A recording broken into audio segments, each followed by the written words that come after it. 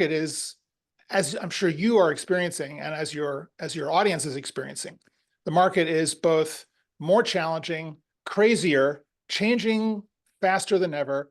It's hard to keep track.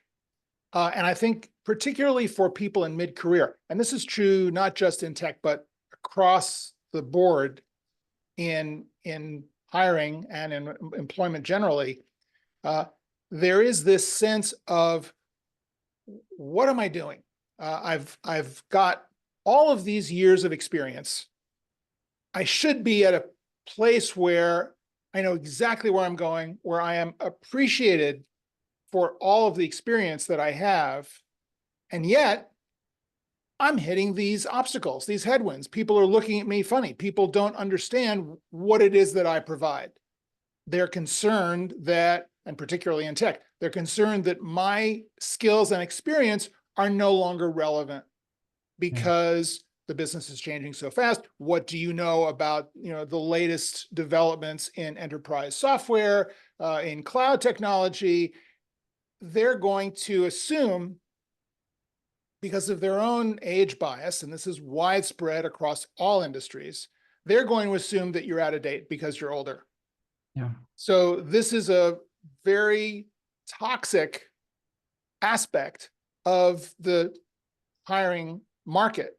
And it's important for mid-career professionals to, number one, don't get discouraged.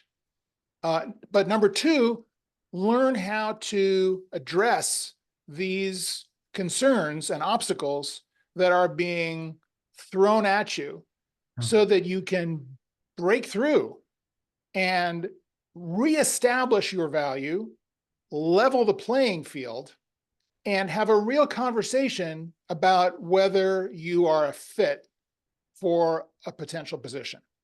Yeah, well, now when you say it, I have a few flashbacks actually, because I was just on a meeting recently with a CTO who was kind of proudly saying, "Hey, I've been in this since I was writing code in COBOL," and Oh my that's God. really an obsolete technology. Right. It's been here, 40 years ago, and there are still some larger corporations using it for some mainframe systems. But kind of long story short, now I'm kind of thinking, do they even harm themselves just because they mentioned this very obsolete technology, and then people may kind of laugh at them? Oh, you are old because you've been using this. Yes and no. So I generally say to people, don't tell war stories, right? Don't come into a meeting and say, well, when I learned to code back in 1735, you want to bring them to you, not push them away, right? You want to emphasize what you have in common, not what's different. So I would never mention COBOL as a, well, not that it's not an asset to understand programming languages and to understand the history of programming languages and to have experienced this change. That actually serves you fantastically well. The problem is they don't get it, right?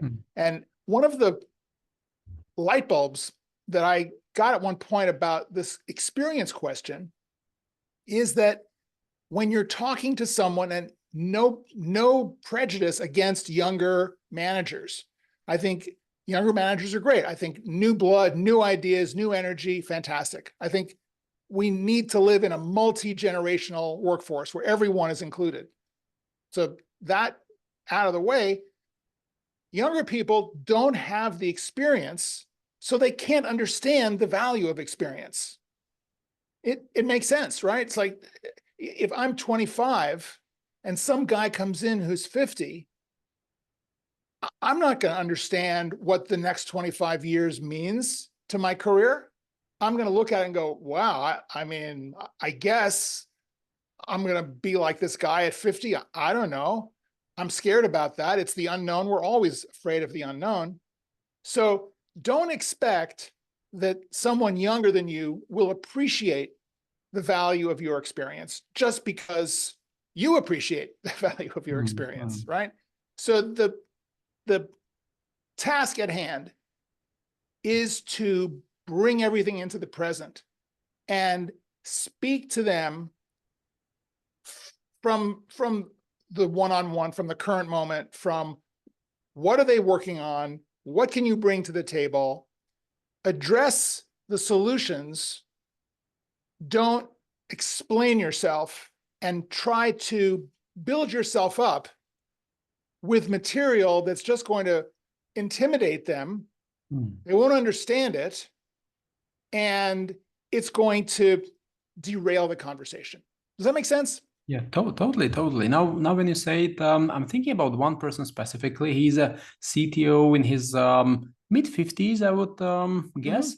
He had lots of experience with architecture, software, programming. Then he transitioned to leading a team, and he was a CTO before, and now he's looking for a new job. And he cannot really land any decent interview, probably because of the age. You mentioned a few reasons why younger people don't appreciate the older ones. So what are the aspects of his past that he should focus on and present as the asset? Right.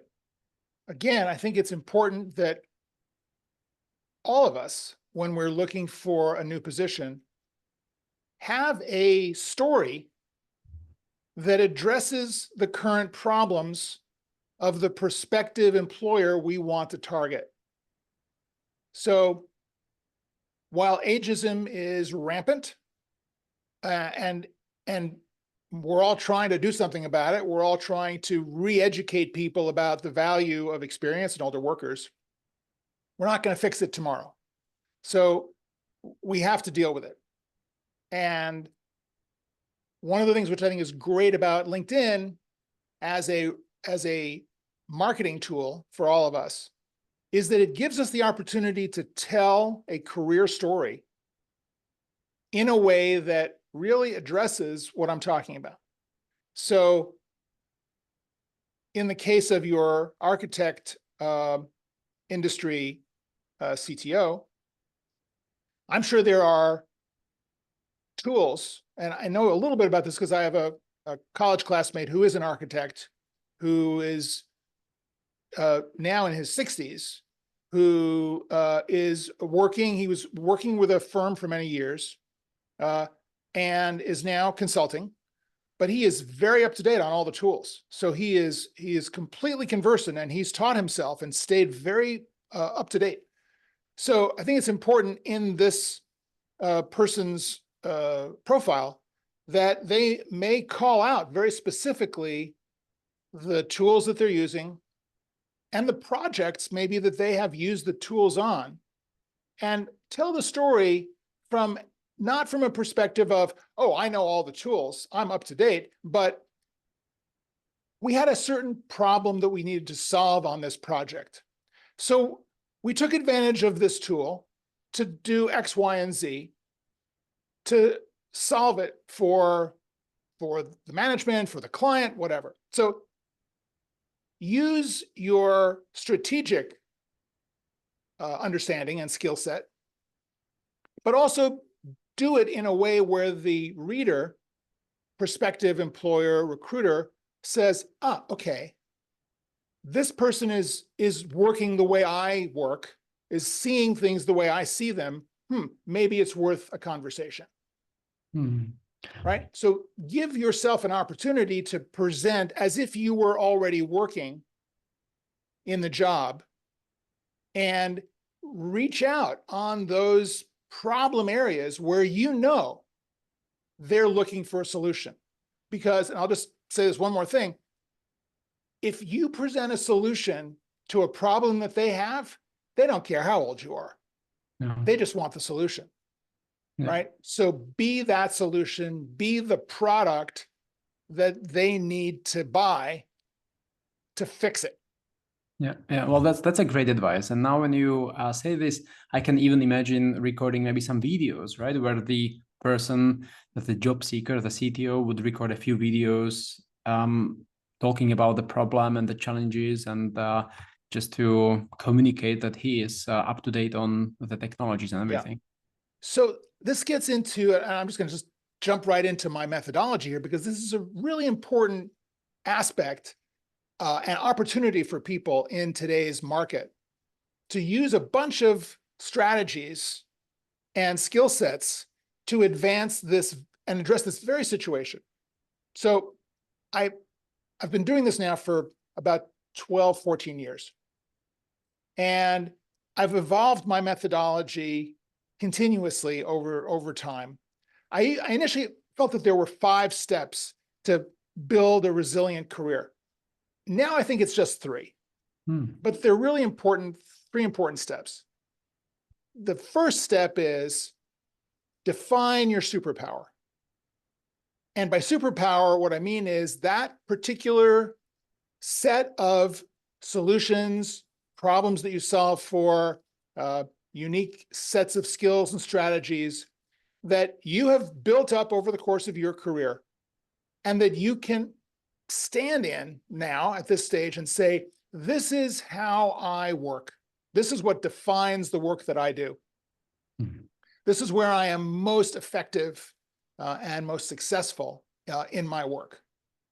So what's great again about LinkedIn is that LinkedIn lets us really articulate that value proposition in the headline, in the about section, and in the experience section. Many people get the about section all wrong. They think that the about section is just a bio, just a kind of a text version of your resume.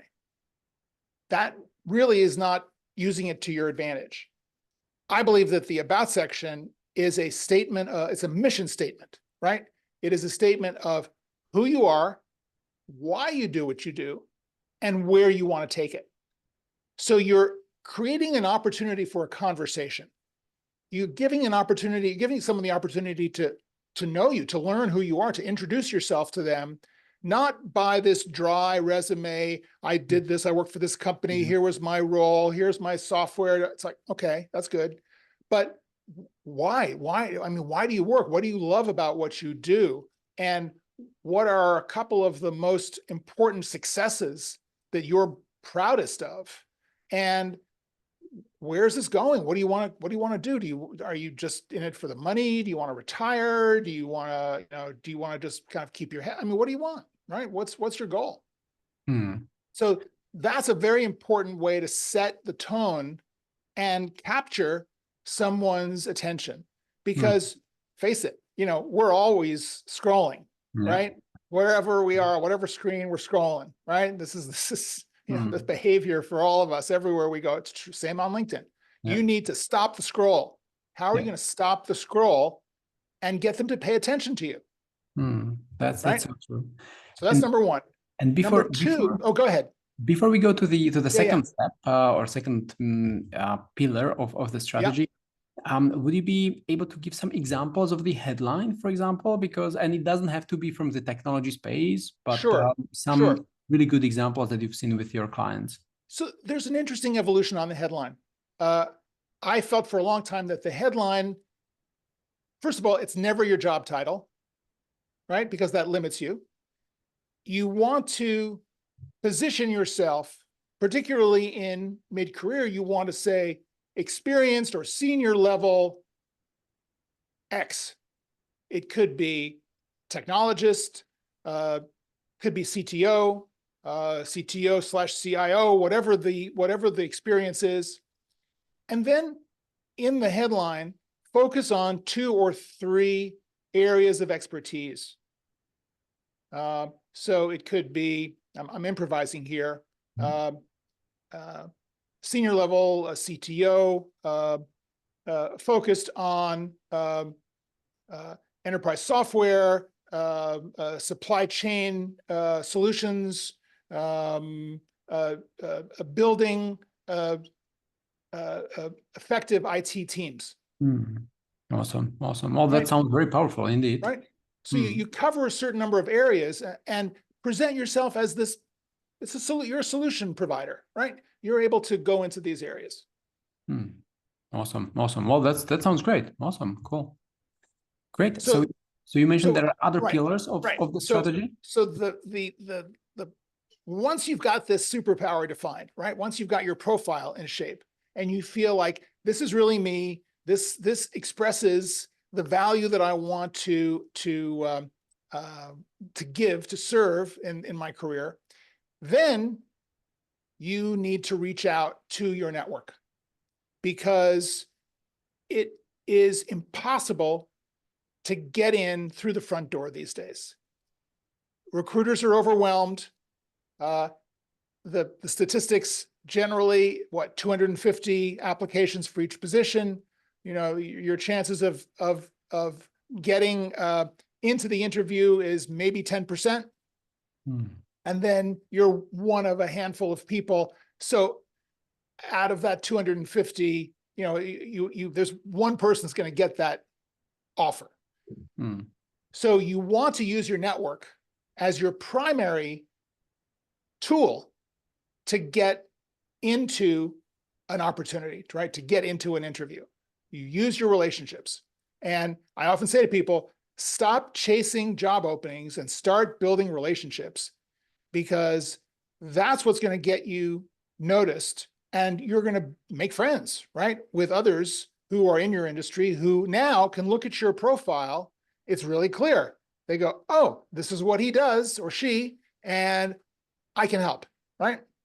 That's why it's so important to have that profile properly addressed, right? So that then you can go to your network and have your network market for you.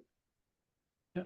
But I feel that even the network itself is not enough, that a network is everybody you've got in your database, right? But are they the best people? You want to look through your network and you want to build a community of shared values, aligned interests, people who get you, who maybe they worked with you in the past, maybe you worked at the same company, maybe you have similar ideas and experiences about the work that you do. Whatever the relationship is, whatever the rapport is between you and that person, those people, you want to focus on working with your community as a subset of your overall network. And I have a methodology around doing this where you kind of go through everyone in your LinkedIn and you start to pick the right people to help you build more relationships that are kind of within your tribe, as it were. Because the goal here is to get referred. The goal is for you to get recommended, because I'm sure from your past corporate experience, and certainly from mine, if I had an open position, HR would say, okay, well, we've got these resumes. People submitted the resumes. I don't know these people. I would call up my friends and say, okay, I've got an open position. Who do you know, right? Who can you recommend? Yeah. That's where I'm looking to find someone. It's rare that someone just coming in over the transom is going to fill that position. I want more security than that. So you as a candidate want to have that ally who is going to vouch for you and submit your name and get you in the door. Yeah. So that's the value of the network. But there's a third element. Go ahead, ask a question. Before we get to the third element, how can someone who is probably a bit introverted, because in IT, people are not really, going out there for networking meetings. I mean, there are, but often they may feel intimidated to reach out to the network, and especially if someone is looking for a job for 3 months and not really getting any results, it gets the mood really down. So how to overcome this resistance, and how to find the inner strength to actually connect with peers and the network? Great question.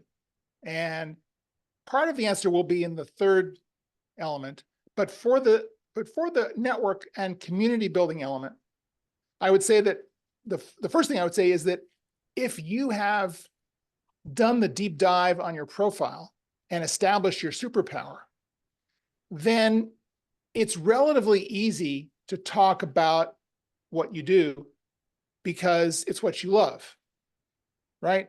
You understand that it's something that you feel strongly about.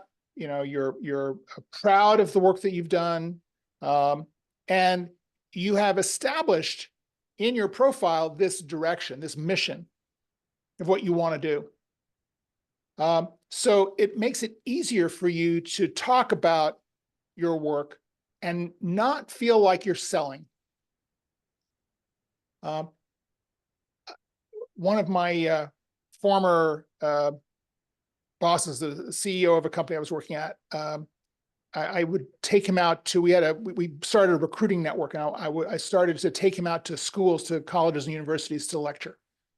At one school, he was great, and he did Q&A all the time. And one kid got up and said, shouldn't my work speak for me? Why do I have to kind of, try to do, I mean, I've got this body of work, and why do I have to get up there? And he said, well, in a perfect world, your work should speak for itself, but in the real world, you have to speak for your work. And I thought that was a really good turn of phrase. And I'm an introvert. I hate networking events. I, don't like the idea of kind of going into a room and having to smile and share my business cards or whatever. But I will say, I've learned how to do it. And the key is ask questions, right? A simple, so why are you here? Right? Get them talking. Keep asking questions. Because if you say, why are you here? And they'll say, well, I'm looking for a job. Or, oh, well, what do you do? Right? Well, I work in this job. How long have you worked there? Right? Well, I've been there for 10 years. What did you do before? Where did you go to school? Do you like your job? I mean, there's all sorts of questions that we can ask, and we never have to say a thing. Yeah. But that breaks the ice. It makes it comfortable. Online and on LinkedIn, what I hope is that this system that I'm talking about, makes it easier because you have somebody to talk about, right? You have your profile, you have your superpower. If someone says, so what are you looking for? You'll know, right? It's on the profile. And you can even say, thank you for asking. As I say on my profile, I have these experiences and I'm looking to go in this area. What do you do? Right? Tell me about what's going on in your world, right? One of the tricks around building a network or building a community within the network is to start with people that you know. So if you've been in business for a while, you've got a pretty good list of connections. You've probably got that 500 plus connections thing on LinkedIn. Yeah. I would look over those connections and say, well, who have I not been in touch with for a certain amount of time? And even for people who know you, who currently know you, you could reach out and say, hey, hope you're doing well. I wanted to let you know I've just done some revisions to my LinkedIn profile, and I'm trying to do a better job of expressing more clearly what it is that I'm looking for in my next position. I'd love for you to take a look at it and give me any feedback or suggestions about how I could do better. Right? So that's a very neutral way of going out there. And people will write back. Some people won't write back. Some people will, and they will say, oh, this is good, or good for you for doing this. Here's a suggestion, whatever. Well, that gets into a conversation, and you can go from there and say, hey, that's very good. Thank you very much. So tell me what's going on with you. How's your work going? Keep the conversation going, and maybe they will offer to introduce you to someone. One of the asks that you could consider, which I think is really important, is what's called the informational interview, right? So you're looking to be connected to someone who is a professional, doesn't matter if they have a job opening or not, you're building your network. And the informational interview is an opportunity to meet someone, find out more about what's going on their business, and do this under the guise of wanting to improve your understanding of what's going on in the world today, and learning more about the company and this individual and what their success has been and how they got to where they are. And it's a common practice that people don't take advantage of. And I think one of the great things about the informational interview is that it's no pressure. You're not there about a job. It's not a job interview, right? And you're not asking for a job directly. You are asking for more networking connections. So at the end of that interview, if it goes well, you may say to the person, "Look, this has been great. I thank you so much. Is there anyone that you would recommend I talk to about the thing we talked about in the interview, right? In our conversation. I'd love to learn more about that. Is there anyone else that you would recommend I talk to?" And they may say, if they like you and they think you're smart and you're a good possible candidate, they will say, "Yeah, as a matter of fact, you should talk to my colleague so-and-so. May I use your name?" "Absolutely. Tell him I suggested you call." So these are ways of making the process of building the network less cold, right? Where it's not just you. It's like, "I know we've never met, but I'm interested in talking to you about this. Da, da, da. Please get back to me." Right? It's like, no, you don't. Well, It doesn't have to be that way. the wording you used, it just sounds amazing. It's so smooth, not intrusive at all. It's wonderful, definitely. And just Thanks. to clarify, when you say information interview, do you mean that the candidate is kind of interviewing the hiring manager about the company, about what's going on in their business? Like, do you mean this way, right? Not the other Yes, way around. absolutely, absolutely. So it's an interview. You could say it's an informational meeting. You don't even have to use the word interview, but the idea is that you approach this by saying, "I'm in a career transition. I am following up on a number of opportunities, but because we are connected through so-and-so, right? Maybe we used to work at the same company. We both have the same connection on LinkedIn. They suggested I connect with you, or I've been following the work that you've been doing. And if you have 15 or 20 minutes, I would greatly appreciate some time to connect with you on Zoom to learn more about what you're doing. This may help me better understand the value that I can offer in my next position." Wow. Right? So That's you're not amazing. asking for a job, you're looking for support, and people will help. People who are not being pushed into a corner, Yeah. right, can be very generous. And look, face it, most people who have some success, they love to talk about themselves, right? Right? True, They true. love to mentor and share. It makes them feel good, right? "Oh, what'd you do today, honey?" "Oh, well, I talked to this guy. He's looking for a job and he works at so-and-so company. And, he got caught in this reduction in force and really interesting guy. And I thought I helped him out a lot." Very good. You did good, right? Awesome. Well, I really like how you reframe the meeting, when you label it as information meeting, because I'm going through a career change, and just the way how you position the meeting, it sounds Yeah. so different, Yeah. especially today when people are overwhelmed with, Zoom meetings, and they feel resistant. Yeah. But this sounds great. And Yeah. that probably brings us to the third step. Yeah. Well, I will say that one of the things that, as you're talking, it occurs to me to say is that vulnerability is a strength, right? We're not used to thinking about it that way. But so often when you're in between jobs, you feel like, how do I face someone, right? I feel so bad. I lost this job. I feel so afraid that I'm not going to get another job. I just don't feel like I can do this. I just don't, how do I face this other person, right?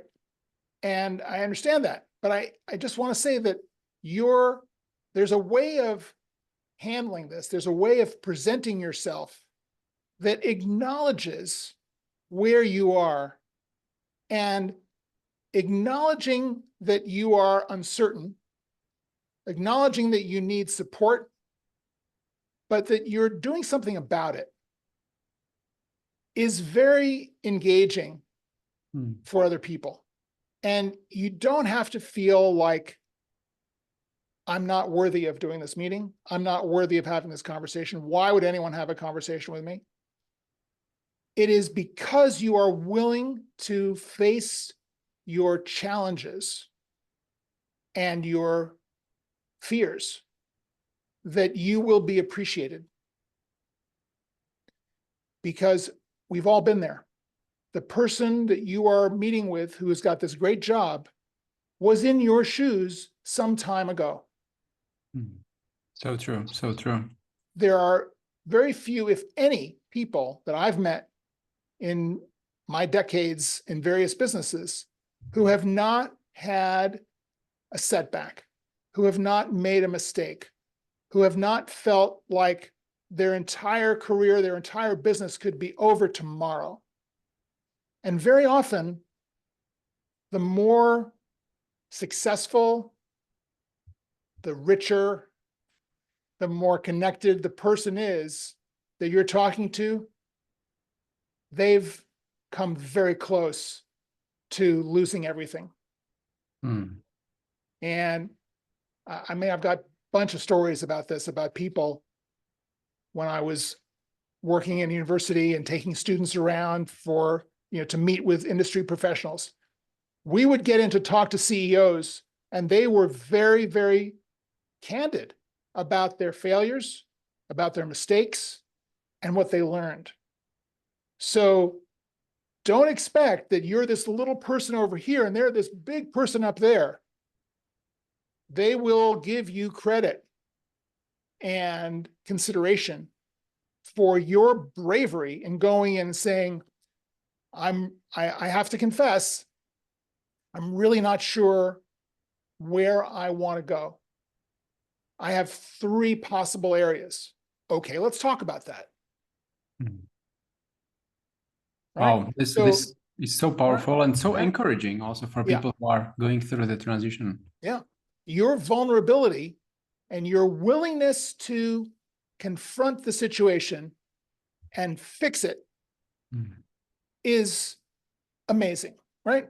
People will work with you. People will deal with you. And the hidden benefit of that is that if you make a connection with this person, that's a very strong recommendation for a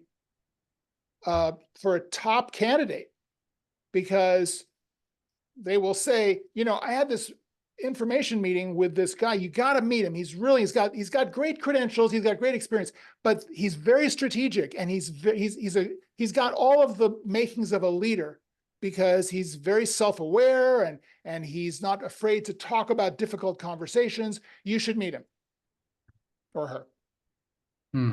Awesome. Well, I'm sure a lot of people who are listening to this or watching on YouTube, they are wondering, okay, so what's the third step? What's the third one? Pillars? Okay. So here's the deal on the third one. The third one is about branding and about this idea of thought leadership, because, people used to say to me all the time, so I got the profile, I've got the network, but how do I work with the network? What am I supposed to do? Am I supposed to call everybody every 2 weeks and say, have you heard of anything? It's like, no, you can't do that. You can't be annoying, right? You have to take what is, in a strange way, a kind of an inbound marketing approach to your career, which is to say that you need to stand up for what you stand for and use all of the online and offline avenues of expression to position yourself as a leader in your industry. So whether that is posting comments and engaging with people on LinkedIn, whether it is starting a blog or a LinkedIn newsletter, whether it is starting a podcast or hosting or guesting on a podcast like I'm doing here with you now, working within your industry in professional organizations, putting events together, possibly speaking at an event, education, teaching a course, mentoring other people in your industry, looking for opportunities to engage on topics that are important to you and important to the business. And while it's not directly about getting a job, it has everything to do about building your profile, your visibility, and the sense of your expertise. So that constant output of material, whether it is a conference that you're announcing, that you're part of the committee, or you just wrote this blog post about a particular topic that's going on, or you see an article or an editorial that covers a certain topic and you post it on LinkedIn with a comment. I disagree with this post. The writer does not understand this, or this is an example of a trend that we all understand is going on, but this writer points out some very interesting points that I haven't heard before. What do you think? Right? So you get into a conversation. That's your call to action. Well, let's have a conversation about this. So again, similar to the idea of the informational meeting or interview, it's an opportunity to engage with people about important issues that affect everyone in your field, but you're not asking for a job, right? Yeah. You're raising your visibility and your credibility as a professional so that people can see you. And when they see you, and hopefully they engage with you, but all they have to do is kind of see what you're doing. If there is a consistency to it, a consistency to your voice, in other words, don't just talk about random ideas, stick to the topic, stick to what you know, stick to what you want to talk about. People will begin to say, well, if you want to learn about this area of the business, talk to this man or woman. They post about this all the time. And as a matter of fact, they just posted this very interesting article today. Let me bring it up on my phone. Here it is, right? So your presence then gets spread widely, and you are on people's minds much more. And again, for the introverts, you don't have to knock on anyone's door. Yeah. You're just expressing your opinions in a constructive, has to be constructive, way that is going to build trust, engage in conversations.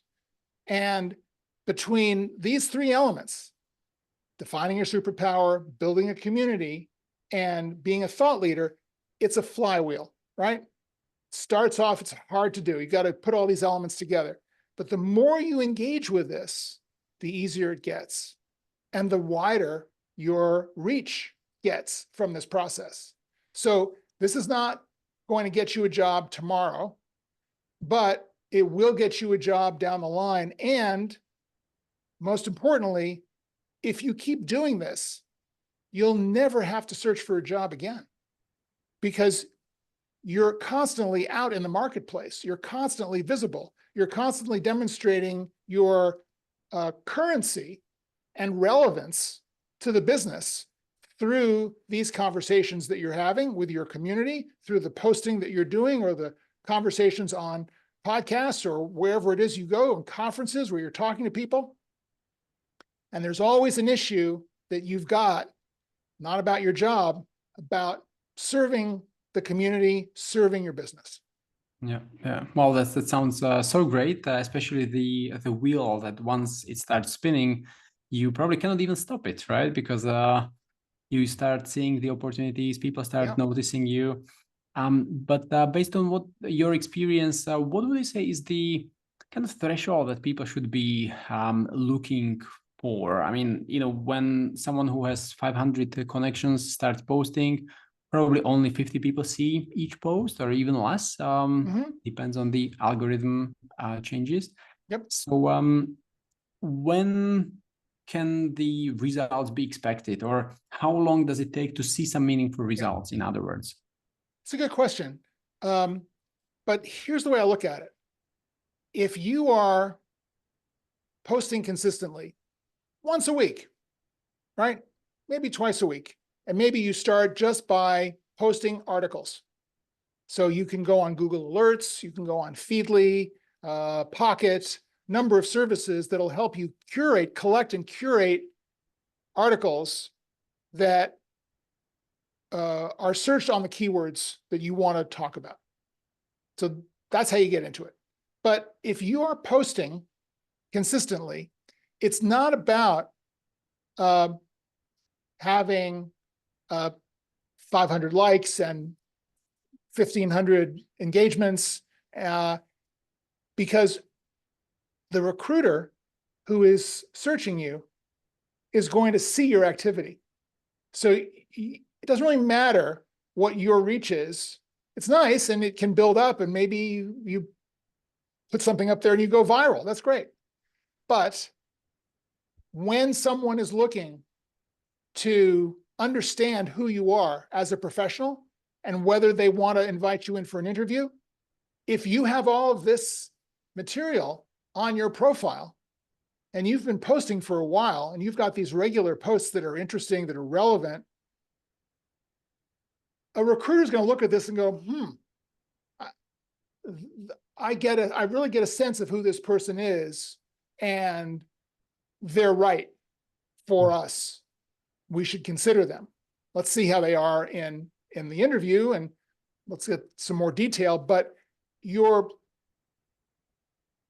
through this process, you're able to establish a better footprint for yourself and a better identity that's going to get recognized by the people who are going to search on you, right? Yeah. Well, this is actually such a great point. So the goal is not to chase likes and produce viral videos, which could be quite difficult, especially in the IT industry, but rather to impress the hiring managers and headhunters at the end. Right. And it really is to be you, right? Be your best self, right? Use this opportunity to really build trust in what you stand for and the work that you've done.